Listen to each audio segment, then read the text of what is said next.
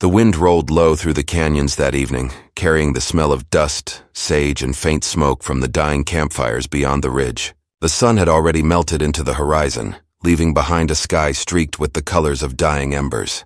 Down in the valley where the land opened wide into a lonely stretch of plains, a small settlement sat quiet. No more than a handful of cabins, a wooden church, and a store that doubled as the post office. Folks there called it Willow Creek, though most travelers passed by without ever learning its name. It was the kind of place where people kept their heads low, where every soul had a past they didn't care to speak of, and where the nights carried more secrets than stars. She arrived just before dusk, dusty and tired from the long road. Her horse, a lean gray mare, stumbled as it approached the edge of town, its flanks streaked with sweat and grit. The woman didn't look like she belonged. Her dress was travel-worn, her boots scuffed, and her eyes carried that faraway look that made people whisper. Nobody knew her story, only that she came from the direction of the desert and carried with her a silence that made even the barkeep uneasy.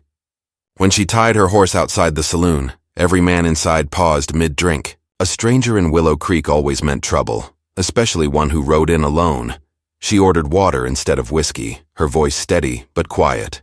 The barkeep, an older man with a gray beard and careful eyes, slid her the glass without a word. He'd seen her kind before, people running from something. Outlaws, wanderers, widows. This land made all sorts of orphans. But there was something about her that didn't fit the usual kind of lost. Maybe it was the faint scar near her temple, or the way her fingers trembled only when she thought no one was looking. Outside, the night deepened. The desert was a living thing, whispering, shifting, waiting. Folks in Willow Creek didn't go wandering after dark. They knew better, but the woman didn't seem the kind to listen to warnings. When the bartender asked where she was headed, she only said, "East, toward the river." He told her there was nothing out that way but old Apache land, and that the trails were haunted with the memory of the war. She met his eyes and said quietly, "Maybe that's what I'm looking for." By the time she left the saloon, a soft hush had fallen over the town. The lanterns flickered low, and the moon hung heavy over the desert. She mounted her horse and rode slow toward the open plain, following the faint path that cut between the rocks. Somewhere in the distance a coyote cried, and the sound echoed like a warning. She didn't stop until she reached the edge of the canyon, where the moonlight painted the cliffs silver. She dismounted and led her horse down the slope, careful of loose stones. The air felt different there, heavier, charged with something old and unseen. She'd heard stories as a child about the Apache spirits that guarded these lands, about the places where no white man or woman should tread. But stories didn't frighten her anymore. Not after what she'd lost. The path led her to a shallow stream that shimmered under the moon. She knelt beside it, cupping water into her hands, her reflection trembling on the surface. Her face looked older than her years, worn by travel and regret. She was just about to rise when a sudden sound cut through the night, the soft snap of a twig. Her heart jumped.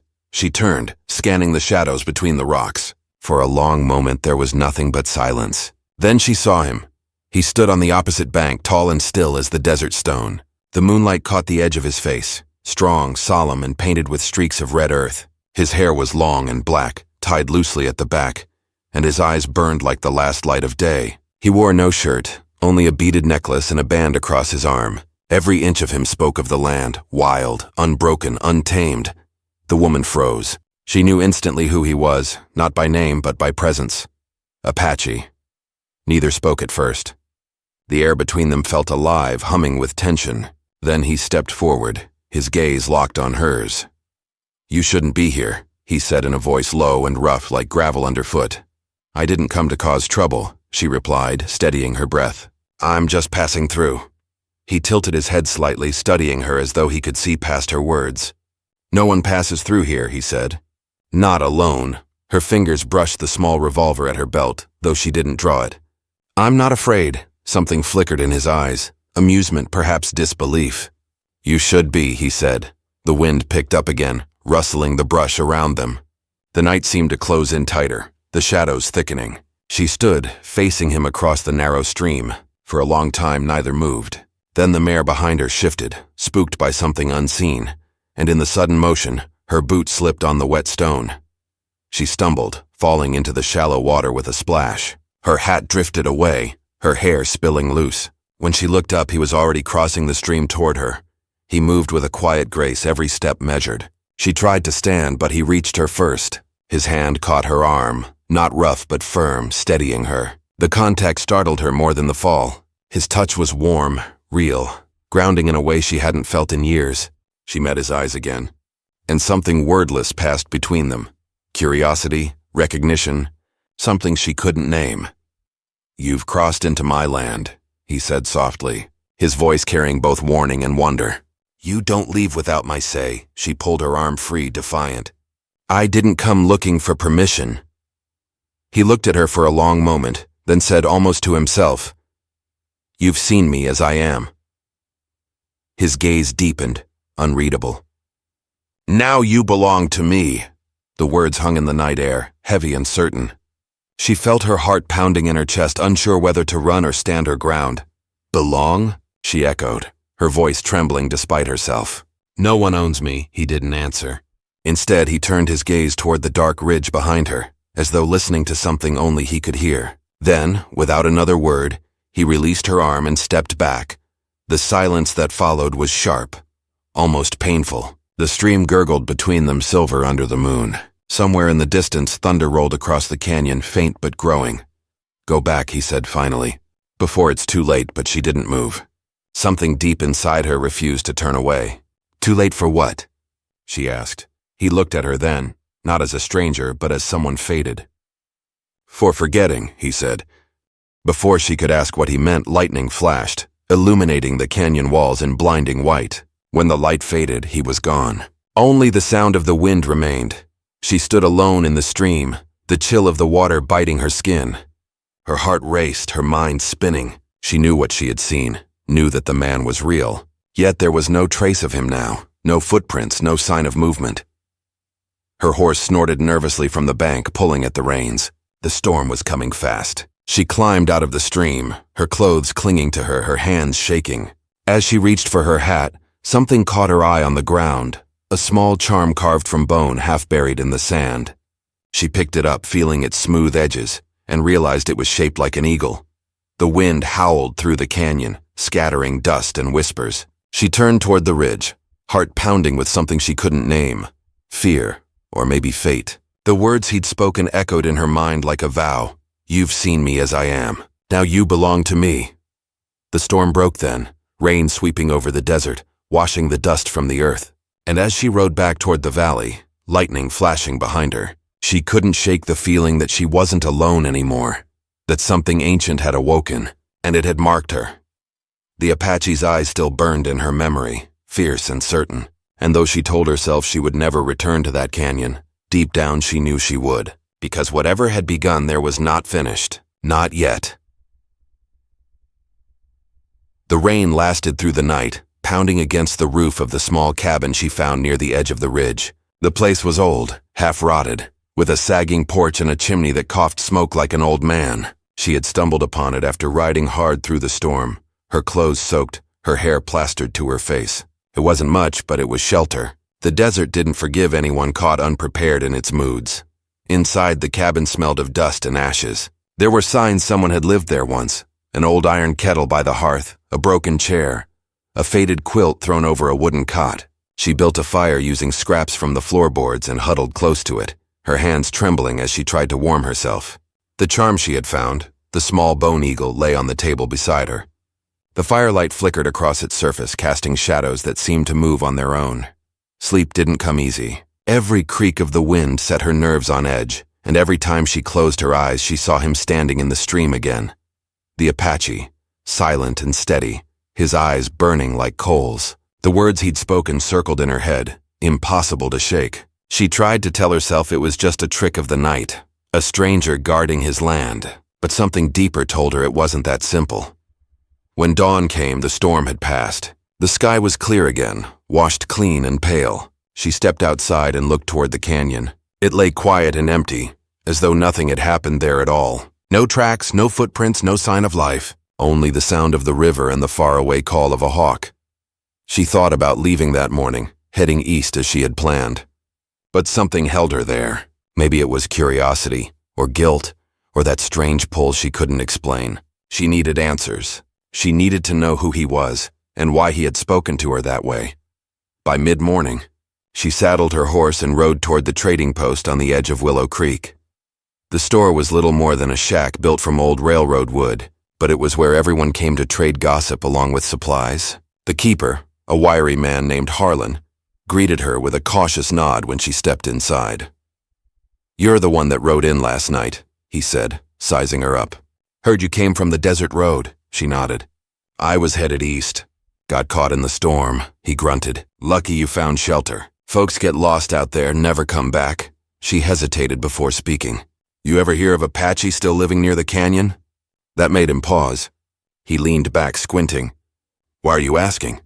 "I saw someone," she said slowly. "A man. He said the land belonged to him." For a long moment, Harlan said nothing. Then he lowered his voice. "There are stories about that canyon. Folks say it's cursed. Army ran the last of the Apache out years ago, but some claim a few stayed behind. Spirits, maybe, or men too stubborn to die." "Spirits?" she repeated, skeptical but uneasy. He shrugged. "Depends who you ask. Old Mrs. Dyer swears her husband saw firelight moving through the rocks one night, figures dancing in the dark. Some say it's the ghosts of those killed when the soldiers came." She frowned. "I don't believe in ghosts." Harlan gave her a thin smile. "Then maybe you should stop wandering into haunted places." She left the store with supplies and more questions than before. As she mounted her horse, she noticed a man watching her from the far end of the street. A tall figure in a long coat, hat pulled low. She couldn't see his face, but something about his stillness set her on edge. When she turned to look again, he was gone. That night, back at the cabin, the wind rose again, sharp and dry. The air carried the smell of sage and smoke, faint but distinct. She sat by the fire, turning the bone charm over in her hands. She didn't know why she kept it. It felt wrong to throw it away, but keeping it felt even stranger. When she looked closely, she noticed markings etched along the wings, tiny, deliberate cuts, forming a pattern she didn't understand. As the flames burned lower, she heard a sound outside, a soft rustle like footsteps in the dirt. She froze, straining to listen. Then came a low whistle, 3 short notes rising and falling. Her heart quickened. It was the same sound she'd heard the night before, faintly just before she saw him. She rose and opened the cabin door. The night stretched out before her, moonlight silvering the desert floor. For a moment, she thought she saw movement near the ridge, a shadow slipping between the rocks. She stepped out slowly, every instinct torn between fear and something she couldn't name. "Who's there?" she called. The only answer was the whisper of the wind. When she turned back toward the cabin, something caught her eye near the porch post, a single feather, black and glossy, tied with a thin leather cord. She reached for it with a trembling hand. The same scent of earth and smoke hung around it. She didn't need to be told who had left it. The next morning, she saddled her horse again and rode toward the canyon. She didn't know what she hoped to find. Proof, maybe. Or an end to the restless thoughts that had followed her since that night. The trail was narrow, winding between rocks and thornbush. The sun climbed high, beating down on her shoulders. By midday, she reached the place where the stream crossed the canyon floor. The air was still. The same shallow water glimmered in the sunlight. She dismounted and knelt near the bank, half expecting to see him appear again. But the canyon remained silent. Only the memory of his voice lingered. "You've seen me as I am. Now you belong to me." She closed her eyes and tried to remember every detail. His face, his voice, the way he looked at her like he knew something she didn't.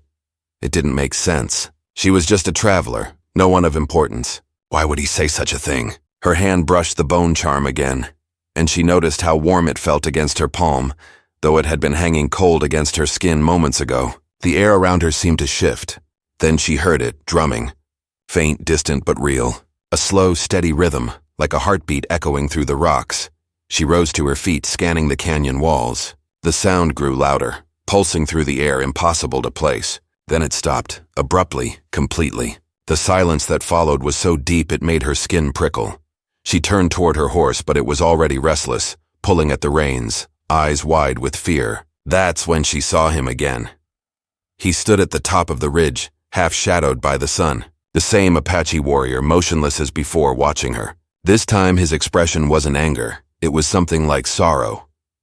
"Why are you following me?" she called out.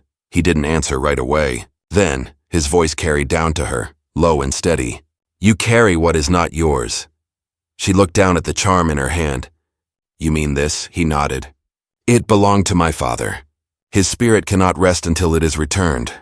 Then take it, she said, holding it out. He didn't move.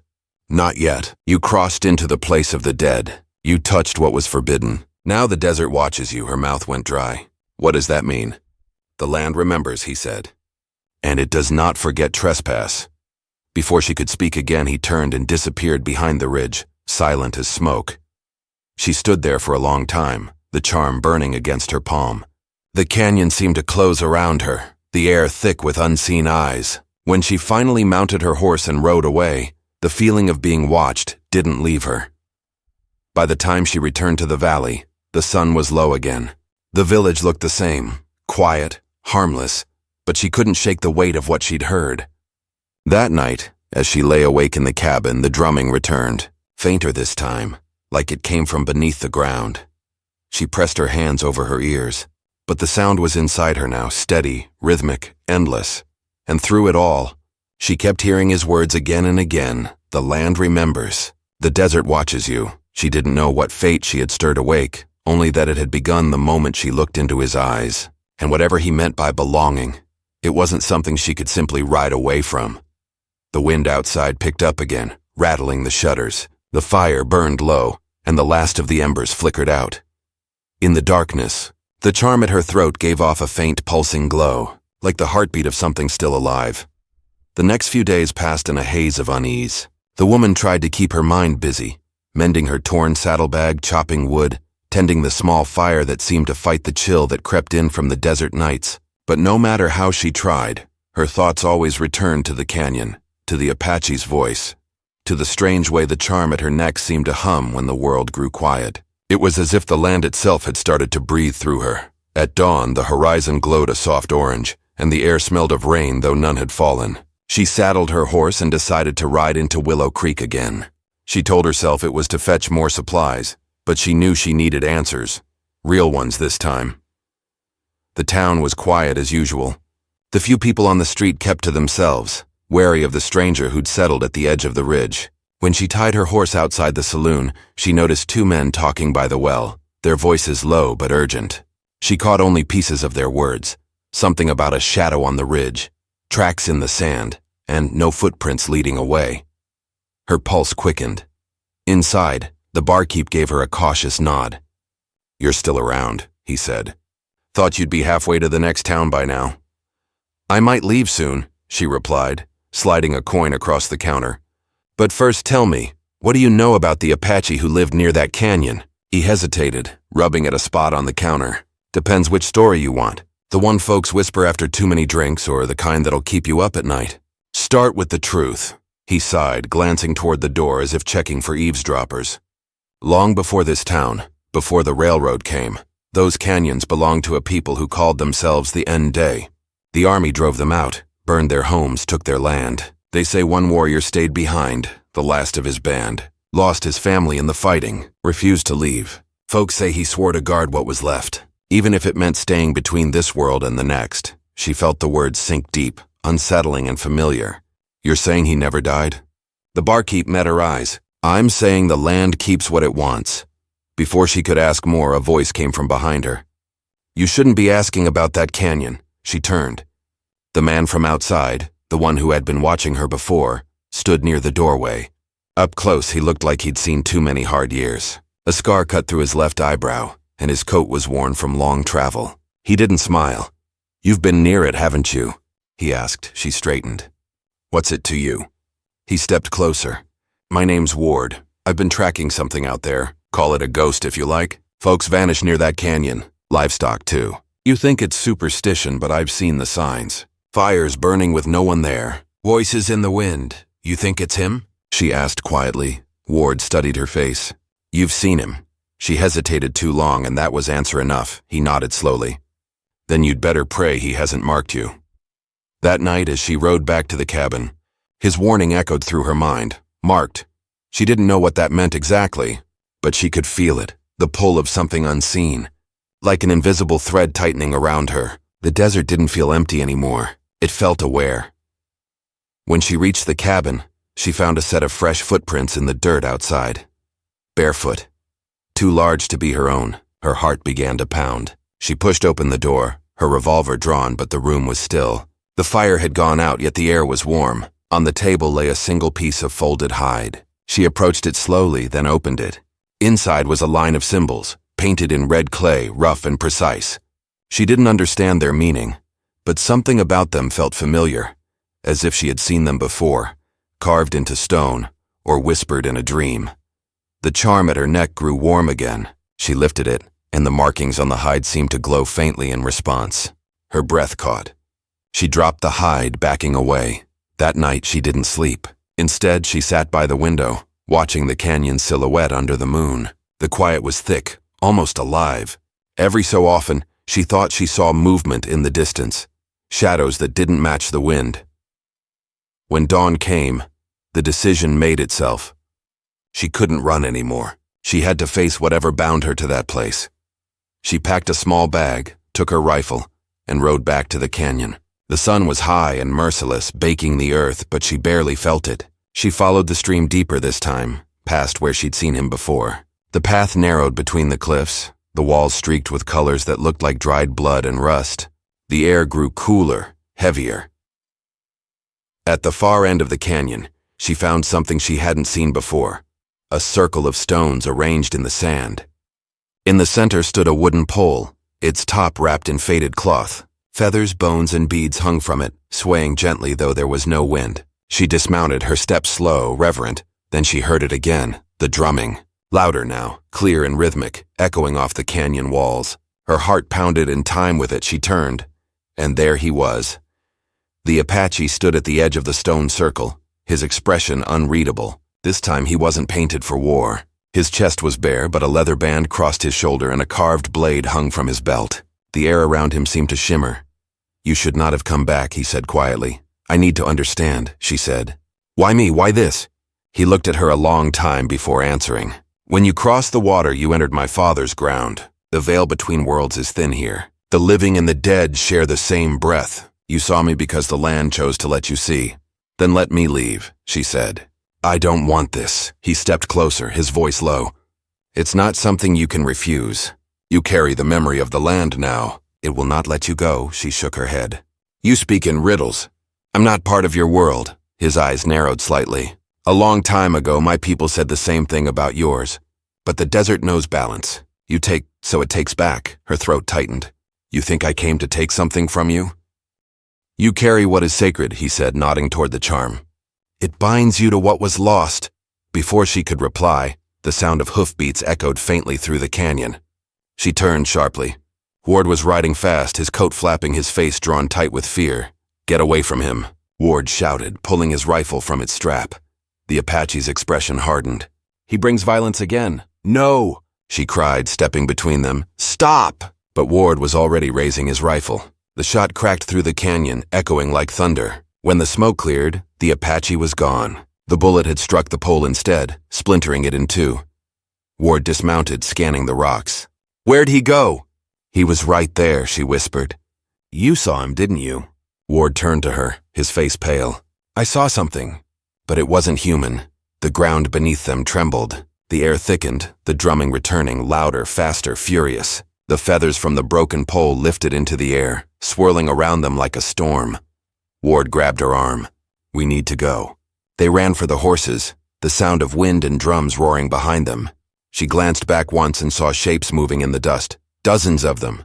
Shadows of men, running along the ridge, their faces hidden but their presence undeniable. They didn't stop riding until Willow Creek came into view. Both were shaken and silent.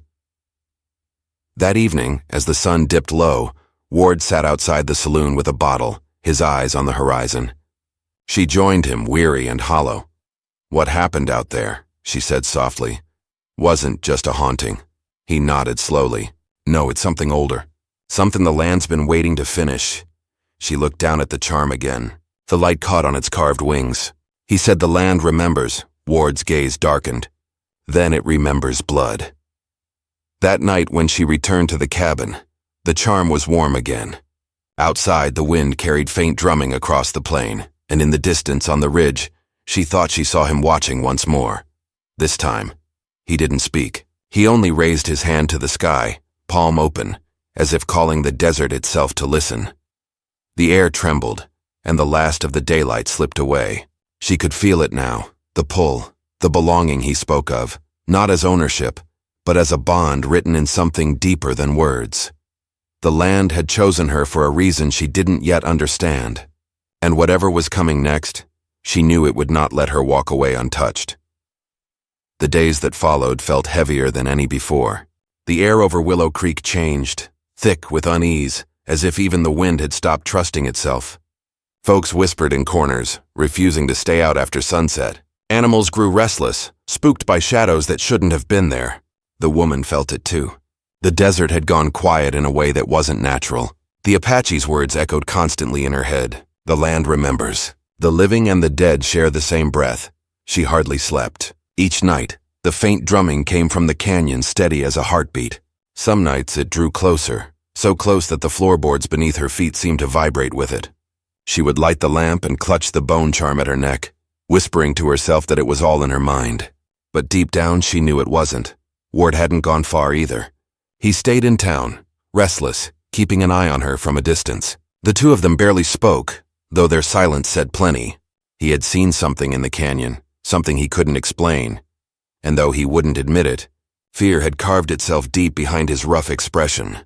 One morning, the woman found a symbol carved into her cabin door. It was the same pattern she had seen painted on the hide, the one that had glowed in the firelight. She ran her fingers over it. The edges were fresh, the cuts too clean to have been there long. Someone, or something, had been there during the night. She could still feel the weight of its presence. That same day, she rode into town again. The streets were near empty, the few faces she passed pale and wary. When she pushed open the saloon door, the room went quiet. People had been talking about her. She could feel it in the air. Trouble follows you. The barkeep muttered under his breath as she ordered coffee. Folks are saying you brought something down from that canyon. She met his eyes. Something was already here. I just happened to see it. Ward entered not long after. His coat was covered in trail dust, his eyes shadowed with exhaustion. He motioned for her to step outside. They walked toward the edge of town where the ground opened wide to the horizon. I went back to the canyon, he said quietly. Not far, just enough to see. The place isn't the same anymore. The streams run black and there are tracks everywhere. Bare feet, hundreds of them, all leading out from the rocks. Her heart thudded. And you're sure they're real? I know what I saw, he said. Whatever's stirring out there, it's moving toward us. She looked toward the distant ridge.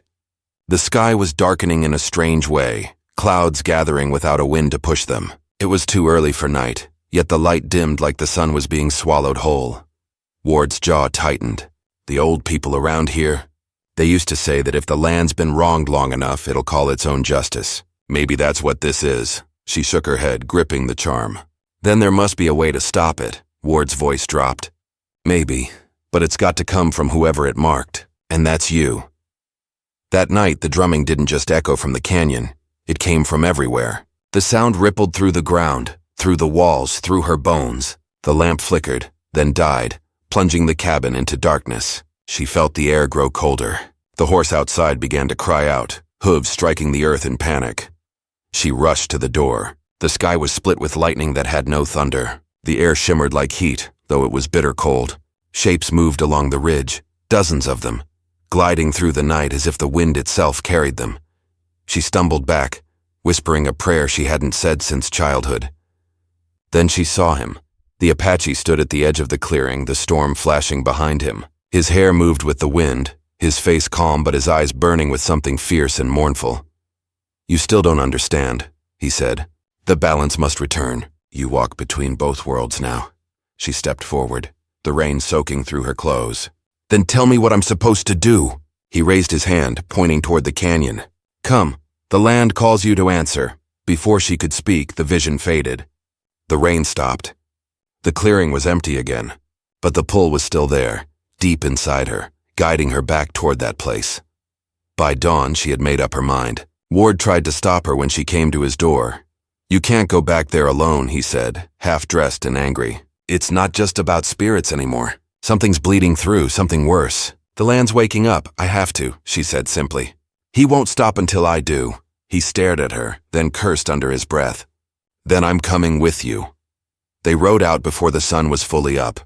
The desert stretched before them, wide and silent, the horizon smeared with red. As they neared the canyon, the air grew colder again. The sound of drumming returned, faint at first, then louder. It came from deep within the ground, like a buried heart beating faster. When they reached the canyon mouth, the light dimmed. The cliffs loomed high on both sides, casting shadows that seemed to shift as they moved. They dismounted, leading their horses slowly through the narrow path. The stream was darker now, thick and sluggish like ink instead of water.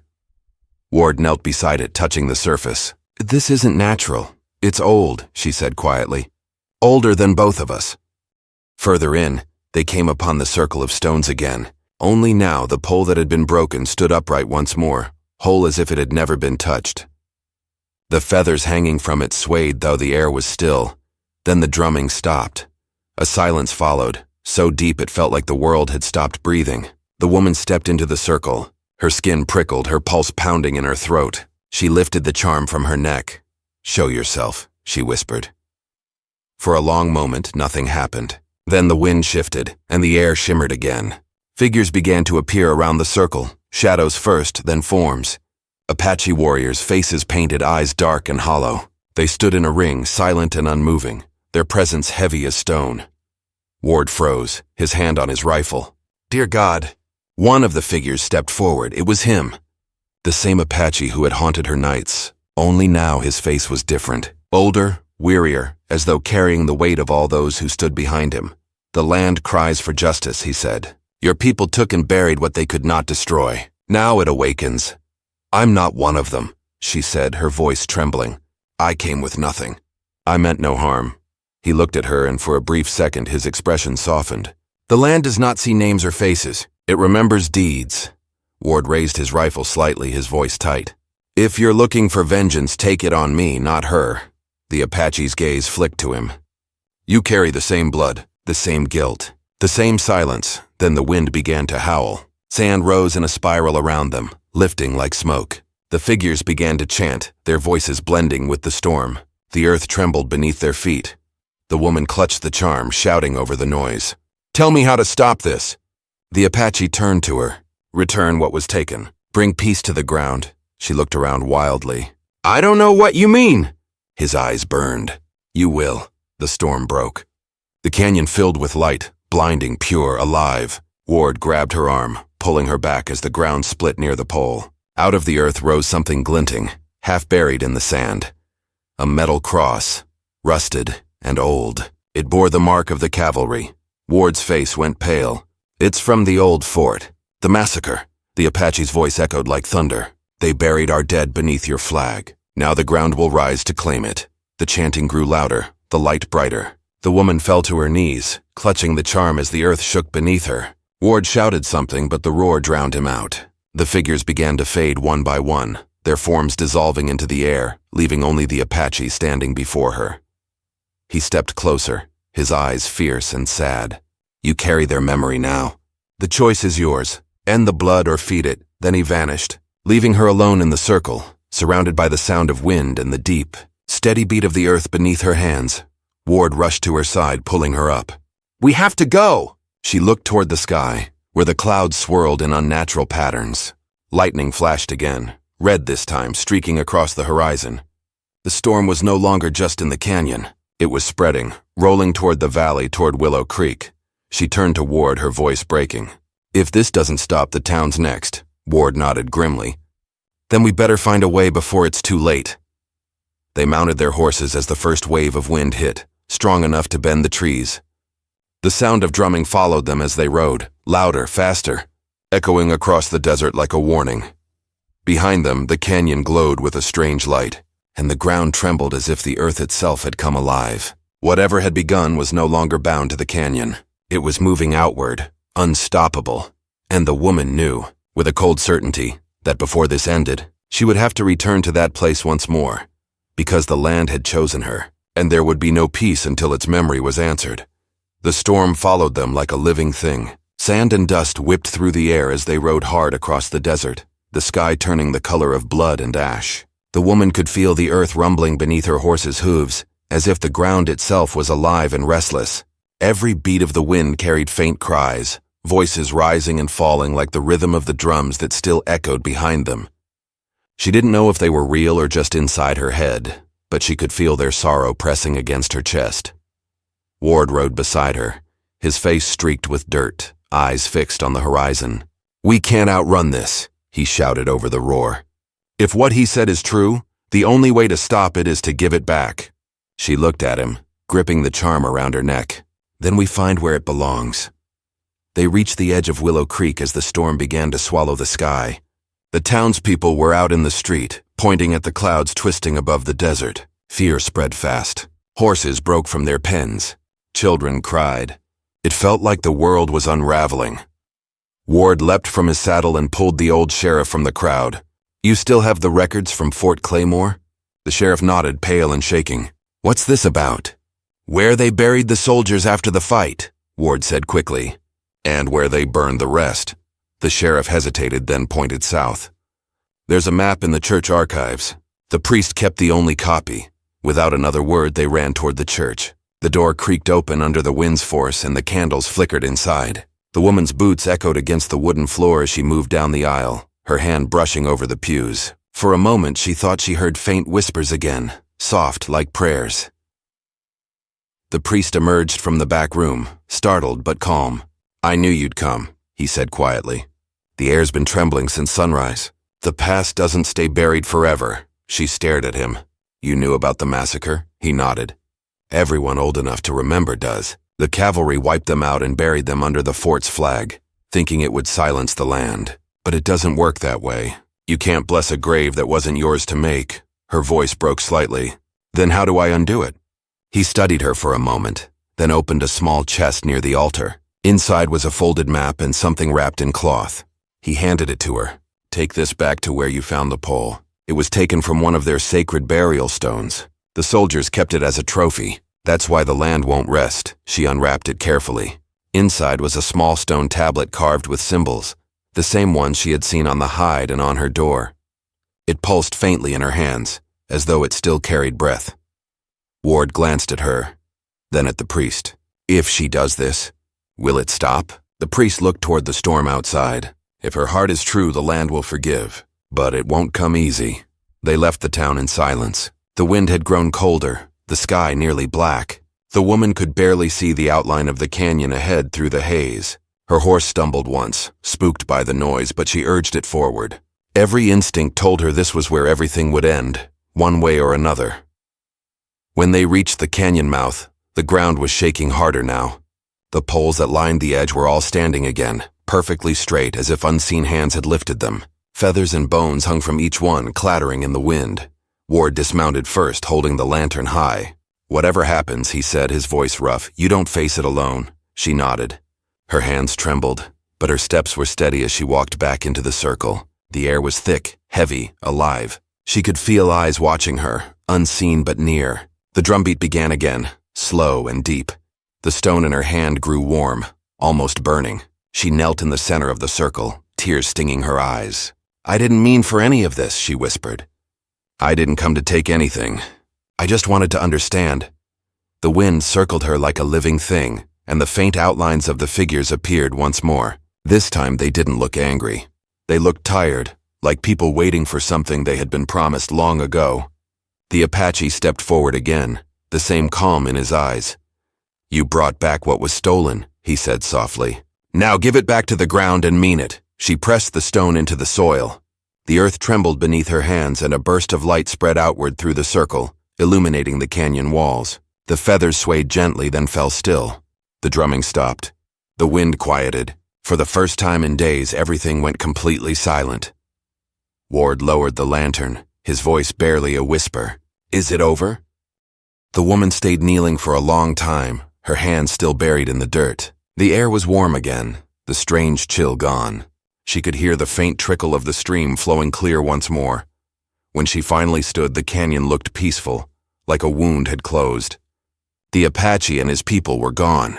Only the empty air remained, but it felt full somehow, like the space had been made right again. Ward touched her shoulder gently. "You did it," she shook her head. "No, they did. I just listened." As they rode back to Willow Creek, the sky began to clear. The storm clouds faded, revealing streaks of pink and gold across the horizon. The first sunlight in days broke through, washing over the land. The town was still standing, shaken but whole. People came out slowly, eyes wide, faces pale, watching as the wind carried away the last trace of dust. The sheriff met them on the edge of town. "The ground stopped shaking about an hour ago," he said. "What did you do out there?" She glanced toward the canyon in the distance. "I made peace," she said simply. He nodded slowly, not asking for more. Some truths didn't need explaining. Over the next few days, the land began to change. The stream near the canyon ran clear again.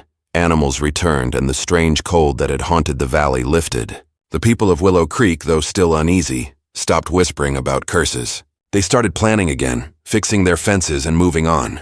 But something quiet and reverent stayed in their eyes when they spoke of the storm. Ward packed up to leave not long after. When the woman came to say goodbye, he smiled faintly. "You staying here?" She looked out at the open land. "For a while. The place feels different now, like it's breathing again." He nodded. "You did right by it." "Most folks wouldn't have," she smiled. "You did too." He tipped his hat, then rode off toward the horizon, the sun at his back.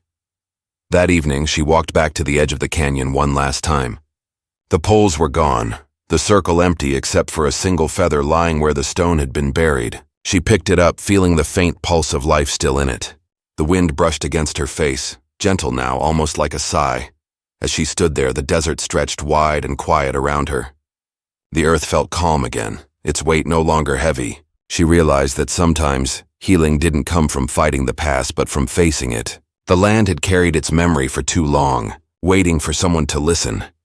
She closed her eyes and whispered softly, "You can rest now." When she turned to leave, the last light of sunset spilled across the canyon walls, warm and golden. The shadows stretched long, but they no longer felt like threats. They felt like stories, old, painful, but finally at peace.